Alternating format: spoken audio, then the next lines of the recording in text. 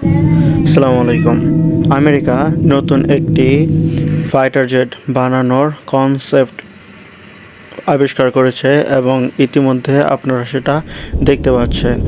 এর qualification and এর ভিতরে সিস্টেম সেগুলো অত্যাধুনিক এবং যা তারা এখনো পর্যন্ত কারোর সামনে আনেনি। আমার ধারণা এটা শুধু তাদের কনসেপ্ট নয়, এটা তারা বাস্তবে রূপ দিতে পারে। কারণ যেভাবে যুদ্ধের পরিস্থিতি পরিবর্তন হচ্ছে, হয়তোবা এটা তারা বাস্তবে রূপ দিতে পারে। যদি এটা তারা বাস্তবে রূপ দিতে পারে তাহলে এটাও একটা বড় হুমকি হতে পারে ইরান এবং অন্যান্য দেশগুলোর প্রতি। আপনারা কি মনে করেন যে আমেরিকা কি এটা তৈরি করবে তাদের যুদ্ধের জন্য, নাকি যেগুলো আছে সেগুলো আমেরিকার জন্য যথেষ্ট?